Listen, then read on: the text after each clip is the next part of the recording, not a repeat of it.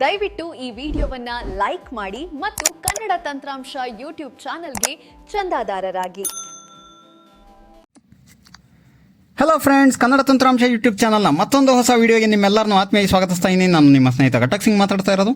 ಸ್ನೇಹಿತರೆ, ಮೊದಲಿಗೆ ಇದನ್ನು ಕೇಳಿಸ್ಕೊಳ್ಳಿ.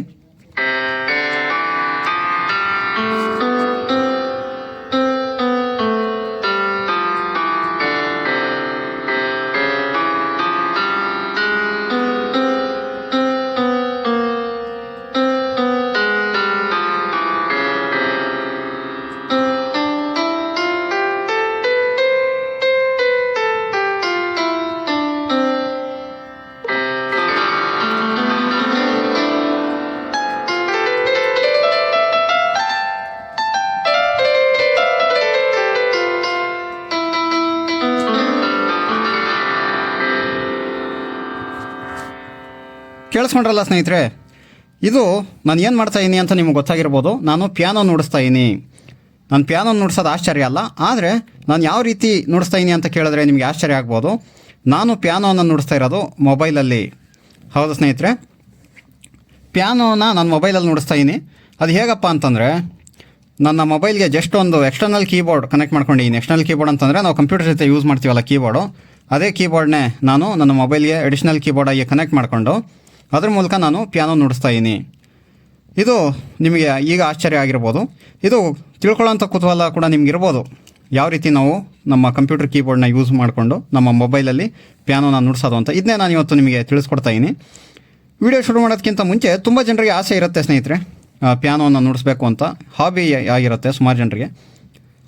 ಫಾರ್ ಎಕ್ಸಾಂಪಲ್, ನನಗೆ ಈ ಪಿಯಾನೋ ಕೀಬೋರ್ಡು ಇಂಥ ನುಡಿಸೋದು ಸ್ವಲ್ಪ ಹಾಬಿ. ನಾನು ಅಷ್ಟು ಚೆನ್ನಾಗಿ ನುಡಿಸಲ್ಲ, ಆದರೂ ಕೆಲವೊಂದು ಸಲ ಯಾವಾಗಾದರೂ ನುಡಿಸ್ಬೇಕು ಅಂತ ಅನಿಸುತ್ತೆ. ಆದರೆ ಏನಾಗುತ್ತೆ ಅಂತಂದರೆ, ನಮಗೆ ಒಂದು ಒಳ್ಳೆಯ ಕೀಬೋರ್ಡ್ ತೊಗೊಳಕ್ಕೆ ಇಂಟ್ರೆಸ್ಟ್ ಇರೋದಿಲ್ಲ. ಯಾಕಪ್ಪ ಅಂತಂದರೆ, ನಾವು ಏನೋ ಪ್ರೊಫೆಷ್ನಲ್ ಪಿಯಾನೋ ಪ್ಲೇಯರ್ಸು ಅಲ್ಲ, ಕೀಬೋರ್ಡ್ ಪ್ಲೇಯರ್ಸು ಅಲ್ಲ, ಜಸ್ಟ್ ಸುಮ್ಮನೆ ಟೈಮ್ ಪಾಸ್ಗೆ ಅಂತ ನುಡಿಸೋದು. ಅದೇ ರೀತಿ ಸುಮಾರು ಜನರು ಇರ್ತೀರ. ಸೊ ನಿಮಗೆ ನುಡ್ಸೋಕ್ಕೆ ಇಷ್ಟ ಇರುತ್ತೆ, ಆದರೆ ಇನ್ವೆಸ್ಟ್ ಮಾಡೋಕ್ಕೆ ಇಷ್ಟ ಇರಲ್ಲ ಜಾಸ್ತಿ. ಅಂಥವ್ರಿಗೆ ಇದು ಭಾಳ ಹೆಲ್ಪ್ ಆಗುತ್ತೆ. ಜಸ್ಟು ಒಂದು ಕೀಬೋರ್ಡ್, ಒಂದು ಮೊಬೈಲ್ ಇಟ್ಕೊಂಡು ಮನೆಯಲ್ಲೇ ನಿಮಗೆ ಯಾವಾಗಾದ್ರೂ ಮನಸ್ಸಿಗೆ ಸಮಾಧಾನ ಆಗೋಷ್ಟು ನೀವು ಪಿಯಾನೋನ ನುಡಿಸ್ಬೋದು. ಅದನ್ನೇ ನೋಡೋಣ ಸ್ನೇಹಿತರೆ, ಯಾವ ರೀತಿ ನಮ್ಮ ಮೊಬೈಲಲ್ಲಿ ಕೀಬೋರ್ಡ್ ಯೂಸ್ ಮಾಡ್ಕೊಂಡು ಪಿಯಾನೋ ನುಡಿಸೋದು ಅಂತ. ನಿಮಗೆ ಈ ಮಾಹಿತಿ ಸಂಪೂರ್ಣವಾಗಿ ಅರ್ಥ ಆಗಬೇಕು ಅಂತಂದರೆ ನೀವು ಟ್ಯುಟೋರಿಯಲ್ನ ಪೂರ್ತಿಯಾಗಿ ಕೇಳಬೇಕಾಗತ್ತೆ. ಯಾಕಪ್ಪ ಅಂತಂದರೆ, ಪೂರ್ತಿಯಾಗಿ ಕೇಳಿದ್ರೆ ಮಾತ್ರ ಪೂರ್ತಿ ಮಾಹಿತಿ ಸಿಗುತ್ತೆ, ಅರ್ಧ ಕೇಳಿದ್ರೆ ಅರ್ಧ ಮಾಹಿತಿ ಸಿಗುತ್ತೆ. ಹಾಗಾದರೆ ಶುರು ಮಾಡೋಣ ಸ್ನೇಹಿತರೆ.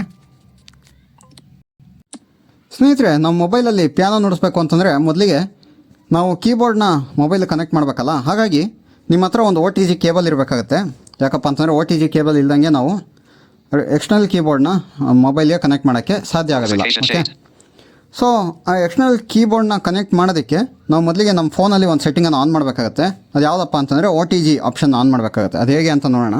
ಮೊದಲಿಗೆ ನಾನು ಸೆಟ್ಟಿಂಗ್ಸ್ ಓಪನ್ ಮಾಡ್ತಾಯಿದ್ದೀನಿ.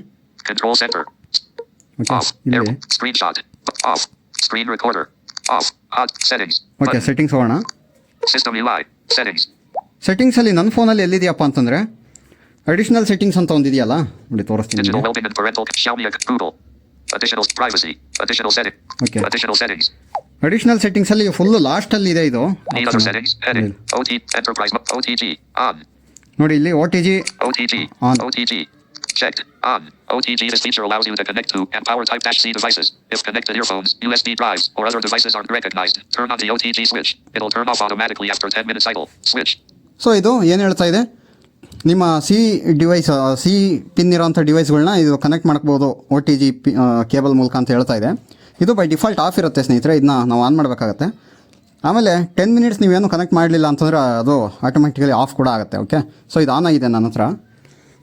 ಇದು ಮೊದಲನೇ ಸ್ಟೆಪ್ಪು. ಈಗ ಬ್ಯಾಕ್ ಬರ್ತೀನಿ, ಇಲ್ಲಿ ಹೋಮಿಗೆ ಬರೋಣ. ಎರಡನೇ ಸ್ಟೆಪ್ ಏನಪ್ಪ ಅಂತಂದರೆ, ನೀವು ಕ್ರೋಮ್ ಹೋಗಿ ಒಂದು ವೆಬ್ಸೈಟನ್ನ ಓಪನ್ ಮಾಡಬೇಕಾಗತ್ತೆ. ಹೌದು ಸ್ನೇಹಿತರೆ, ಆ ವೆಬ್ಸೈಟ್ ಯಾವುದು ಅಂತ ನಾನು ಹೇಳ್ತೀನಿ ನೋಡಿ. ಮೊದಲೇ ಕ್ರೋಮ್ ಓಪನ್ ಮಾಡೋಣ ಈಗ. Yes, Chrome. ಇಲ್ಲಿ ನ್ಯೂ ಟ್ಯಾಬಲ್ಲಿ ಹೋಗಿ ನಾನೊಂದು ವೆಬ್ಸೈಟ್ ಹೇಳ್ತೀನಿ, ಅದನ್ನ ನೀವು ಟೈಪ್ ಮಾಡಬೇಕಾಗತ್ತೆ. Online pianist /virtual-piano ONLINEPIANIST.com/VIRTUAL-PIANO. ಈ ಲಿಂಕನ್ನು ನಾನು ವಿಡಿಯೋ ಡಿಸ್ಕ್ರಿಪ್ಷನಲ್ಲೂ ಕೂಡ ಹಾಕಿರ್ತೀನಿ, ಅಲ್ಲಿಂದ ನೀವು ಡೈರೆಕ್ಟ್ಲಿ ಓಪನ್ ಮಾಡ್ಬೋದು. ಈಗ ನೋಡಿ ಇಲ್ಲಿ Search Google or type you up. Start search Ask AI mode. New incognito. Virtual piano. Log into virtualpiano:onlinepianist.com. Okay, already ನಾನು ಈ ವೆಬ್ಸೈಟ್ ಹೋಗಿರೋದ್ರಿಂದ ಇಲ್ಲೇ ಇದೆ ಅದು. ಇದ್ರ ಮೇಲೆ ಡೈರೆಕ್ಟ್ಲಿ ಕ್ಲಿಕ್ ಮಾಡ್ತೀನಿ. Web 2. 0%. Chrome:virtual piano-online piano keyboard bar on Lean Pianist. Okay, virtual piano open ಆಗಿದೆ. ಈಗ ನನ್ನ ಕೀಬೋರ್ಡ್ಗೆ ಆಲ್ರೆಡಿ ನಾನು OTG ಕೇಬಲ್ನ ಕನೆಕ್ಟ್ ಮಾಡಿ ರೆಡಿ ಮಾಡಿ ಇಟ್ಟಿದ್ದೀನಿ. ಇದಕ್ಕೆ ಕನೆಕ್ಟ್ ಮಾಡ್ತೀನಿ ನೋಡಿ ನಾನು ಮೊಬೈಲ್ಗೆ OTG ಕೇಬಲ್ನ. ಒಂದು ಸೈಡ್ ಕೀಬೋರ್ಡ್ ಕನೆಕ್ಟ್ ಆಗಿದೆ. ಅದಕ್ಕೆ ಮಾಡಿದ ತಕ್ಷಣ ನಿಮಗೆ ಅಲರ್ಟ್ ಬರ್ಬೋದು. ಓಕೆ ಸ್ನೇಹಿತರೆ, ಕನೆಕ್ಟ್ ಮಾಡಿದ್ದೀನಿ. ಅದು ಏನು ಅಲರ್ಟ್ ಕೊಡ್ತಾ ಇಲ್ಲ, ಏನು ಚಿಂತೆ ಮಾಡಬೇಡಿ, ಸೌಂಡ್ ಏನೂ ಬಂದಿಲ್ಲ. ಸೊ ಕನೆಕ್ಟ್ ಆಗಿದೆ. ಈಗ Tap to start. Link visited. ಇಲ್ಲಿ ಸುಮ್ಮನೆ ಏನಾದರೂ ಪ್ಲೇ ಮಾಡೋಕ್ಕೆ ಟ್ರೈ ಮಾಡೋಣ, ನೋಡೋಣ ಪ್ಲೇ ಆಗುತ್ತಾ. ನೋಡಿ ಸ್ನೇಹಿತರೆ, ಕೀಬೋರ್ಡಲ್ಲಿ ಪ್ರೆಸ್ ಮಾಡ್ತಾಯಿದ್ದೀನಿ, ಏನು ಪ್ಲೇ ಆಗ್ತಾಯಿಲ್ಲ ಅಲ್ವಾ. ಹಾಗಾಗಿ ನಾವು ಏನು ಮಾಡಬೇಕಪ್ಪ ಅಂತಂದರೆ ಡೆಸ್ಕ್ಟಾಪ್ ಸೈಟನ್ನು ಆನ್ ಮಾಡಬೇಕಾಗುತ್ತೆ. ಅದನ್ನು ಮಾಡೋದು ಹೆಂಗೆ ಅಂದರೆ ಮೋರ್ ಆಪ್ಷನ್ಸ್ ಹೋಗಬೇಕು. ಮೋರ್ ಆಪ್ಷನ್ಸ್ ಎಲ್ಲಿರುತ್ತೆ? ಕ್ರೋಮಲ್ಲಿ ರೈಟ್ ಸೈಡ್ ಟಾಪಲ್ಲಿ Customize and control Google Chrome button. Customize and control Google Chrome ಅಂತ ಇರುತ್ತಲ್ಲ, ಅದೇ ಮೋರ್ ಆಪ್ಷನು. ಇದ್ರ ಮೇಲೆ ಕ್ಲಿಕ್ ಮಾಡಿ Pop-up window. Pop-up window. ಇಲ್ಲಿ ರೈಟ್ ಸ್ವೈಪ್ ಮಾಡ್ತಾ ಬಂದರೆ ನಿಮಗೆ Book down page for new add tab history.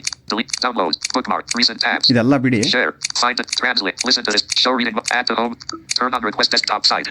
ನೋಡಿ ಇಲ್ಲಿ ಇದೆಯಲ್ಲ turn on request desktop site ಅಂತ, ಇದ್ರ ಮೇಲೆ ಕ್ಲಿಕ್ ಮಾಡಬೇಕು. Chrome:virtual piano-online piano keyboard bar on Lean Pianist. Rotate your screen for full landscape. Unlabeled image. ಅದೆಲ್ಲ ಏನು ತಲೆ ಕೆಡಿಸ್ಕೊಂಬೇಡಿ. ಟರ್ನ್ ಆನ್ ಡೆಸ್ಕ್ಟಾಪ್ ಸೈಟ್ ಮಾಡಿದ ತಕ್ಷಣ turn on request desktop site ಮೇಲೆ ಕ್ಲಿಕ್ ಮಾಡಿದ ತಕ್ಷಣ ಆನ್ ಆಗುತ್ತೆ. ಈಗ Google Notebook. Google Notebook. Third party add content. ಆರಾಮಾಗಿ ನಾವು ಪಿಯಾನೋ ನುಡಿಸ್ಬೋದು. ಇಷ್ಟೇ ಸ್ನೇಹಿತರೆ. ಈಗ ಟಾಕ್ ಬ್ಯಾಕ್ನ ನಾನು ಏನು ಮಾಡ್ತೀನಿ, ಮ್ಯೂಟ್ ಮಾಡ್ತೀನಿ, ಅಂತಂದರೆ ಸ್ಪೀಚ್ ಮೋಡ್ ಆಫ್ ಮಾಡ್ತೀನಿ. ಆಫ್ ಮಾಡಿ ಸುಮ್ಮನೆ ನುಡಿಸ್ತೀನಿ ನೋಡಿ.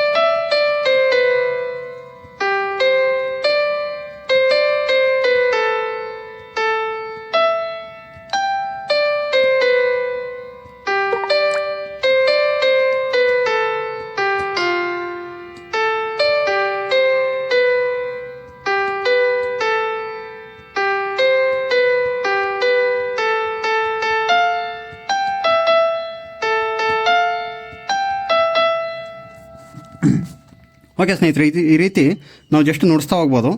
ಸೊ ಕೀಸ್ ಓರಿಯೆಂಟೇಷನ್ ಒಂದು ಸ್ವಲ್ಪ ಕೊಟ್ಬಿಡ್ತೀನಿ ನಿಮಗೆ ಯಾವ ರೀತಿ ಇರುತ್ತೆ ಅಂತ. ಮೊದಲಿಗೆ ನಮ್ಮ ಕ್ಯೂ ಇದೆಯಲ್ಲ, ಕ್ಯೂ ಕೀ ನಮಗೆ ಇದು ಸಾ. ಓಕೆ, ನೆಕ್ಸ್ಟು ಡಬ್ಲ್ಯೂ ಇದೆಯಲ್ಲ, ಇದು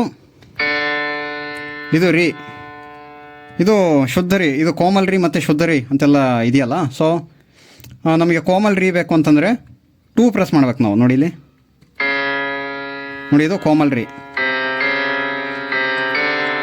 ಓಕೆ, ಅದೇ ಗಾ ನಮಗೆ ಯಾವುದು ಈ ಪ್ರೆಸ್ ಮಾಡಿದ್ರೆ ನಿಮಗೆ ಶುದ್ಧ ಗಾ ಬರುತ್ತೆ. ಅದೇ ಇದು ಯಾವುದಿದು 3 ಪ್ರೆಸ್ ಮಾಡಿದ್ರೆ ಕೋಮಲ್ ಗಾ ಬರುತ್ತೆ. ಅದೇ ಮಾ, ಇದು ಮಾ, ಇದು ಕೂಡ ಮಾ, ಇದು ತೀವ್ರ ಮಾ ಅಂತ ಹೇಳ್ತಾರೆ ಇದನ್ನ. ಇದು ಯಾವುದಿದು 5 ಪ್ರೆಸ್ ಮಾಡಿದ್ರೆ ನಿಮಗೆ ತೀವ್ರ ಮಾ ಸಿಗುತ್ತೆ. ಅದೇ ರೀತಿ ಪಾ, ಇದು ದ, ಇದು ಶುದ್ಧದ, ಇದು ಕೋಮಲ್ದ. ನಿಮಗೆ 1 2 3 ಲೈನ್ ಇದೆಯಲ್ಲ, ಅದರಲ್ಲಿ ಸಿಗುತ್ತೆ ಯಾವ್ಯಾವ ಕೀ ಅಂತ ನೀವೇ ನೋಡ್ಕೊಳ್ಳಿ ನೋಡ್ಸೋವಾಗ. ಓಕೆ, ಇಲ್ಲಿ ನಿಮಗೆ QWER P ವರ್ಗೂ ಇರುತ್ತೆ ನಿಮಗೆ ಸ್ವರ ಇಲ್ಲಿ ಫಸ್ಟ್ ಕ್ಯೂ ಲೈನಲ್ಲಿ. ಓಕೆ ನೋಡಿ, ಇದು ಪಿ ಲಾಸ್ಟ್. ಇದು ಇಲ್ಲಿಂದ ಕಂಟಿನ್ಯೂಷನ್ ಬೇಕು ಅಂತಂದರೆ ನಿಮಗೆ ಝೆಡ್ ಇದೆಯಲ್ಲ, ಝೆಡ್ ಲೈನಿಂದ ಸಿಗುತ್ತೆ.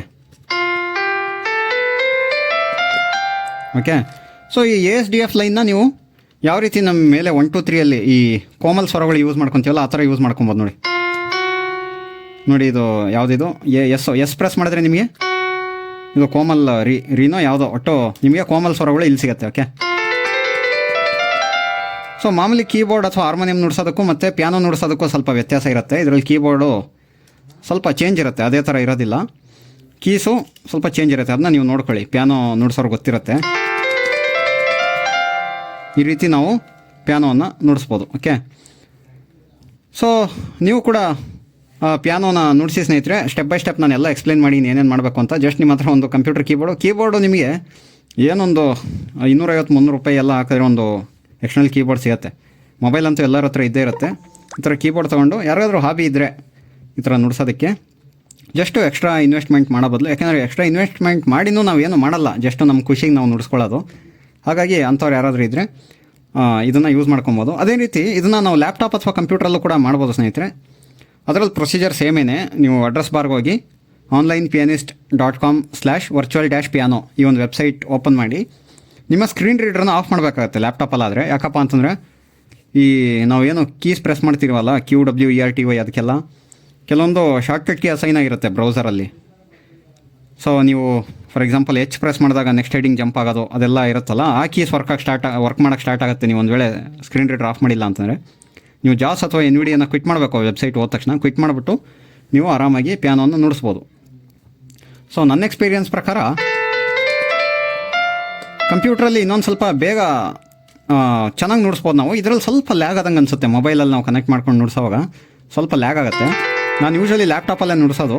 ಸೊ ತುಂಬ ಜನ ಲ್ಯಾಪ್ಟಾಪ್ ಯೂಸ್ ಮಾಡದೇ ಇರೋದು, ತುಂಬ ಜನ ಹತ್ರ ಇರೋ ಮೊಬೈಲ್ ಅಂದರೆ ಎಲ್ಲರ ಹತ್ರನೂ ಇರುತ್ತೆ. ಹಾಗಾಗಿ ಹೆಲ್ಪ್ ಆಗಲಿ ಅಂತ ನಾನು ಮೊಬೈಲಲ್ಲಿ ಟ್ಯೂಟೋರಿಯಲ್ ಮಾಡಿ ತೋರಿಸ್ತೆ. ಸೊ ಮೊಬೈಲಲ್ಲಿ ಕಲ್ತ್ಕೊಂಡ್ರೆ ನಿಮಗೆ ಲ್ಯಾಪ್ಟಾಪಲ್ಲಿ ಆಟೋಮೆಟಿಕ್ ಗೊತ್ತಾಗುತ್ತೆ. ಅದರಲ್ಲಿ ಏನೂ ಇಲ್ಲ, ಜಸ್ಟ್ ವೆಬ್ಸೈಟ್ ಹೋಗಿ ಸ್ಕ್ರೀನ್ ರೀಡರ್ನ ಆಫ್ ಮಾಡಿ ಆರಾಮಾಗಿ ನುಡಿಸ್ಬೋದು ಈ ರೀತಿ.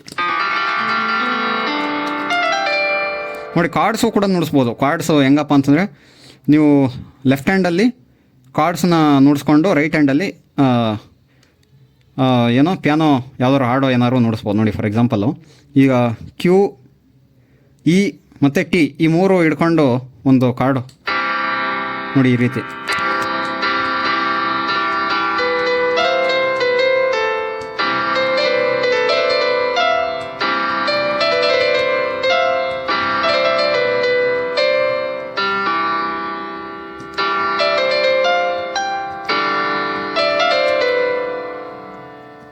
ಈ ರೀತಿ ನುಡಿಸ್ಬೋದು. ನನಗೆ ನುಡ್ಸೋಕ್ಕೆಲ್ಲ ಗೊತ್ತಿಲ್ಲ, ಜಸ್ಟ್ ಎಕ್ಸಾಂಪಲ್ ಕೊಟ್ಟೆ ಅಷ್ಟೇ.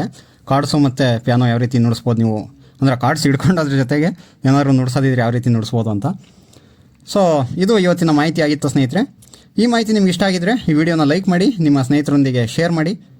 ಹಾಗೆ ನಮ್ಮ ಚಾನಲ್ ಯಾರು ಸಬ್ಸ್ಕ್ರೈಬ್ ಆಗಿಲ್ವೋ ಸಬ್ಸ್ಕ್ರೈಬ್ ಮಾಡ್ಕೊಳ್ಳಿ. ನಿಮ್ಮ ಅನಿಸಿಕೆ ಏನಾದರೂ ಇದ್ದರೆ ಕಾಮೆಂಟ್ ಬಾಕ್ಸಲ್ಲೂ ಹಾಕ್ಬೋದು, ಹಾಗೆ ನಮ್ಮ ಗ್ರೂಪಲ್ಲೂ ಕೂಡ ಹಾಕ್ಬೋದು ಅಂತ ಹೇಳ್ತಾ ಇಂದಿನ ಈ ವಿಡಿಯೋನ ಇಲ್ಲಿಯೇ ಮುಗಿಸ್ತಾ ಇದ್ದೀನಿ.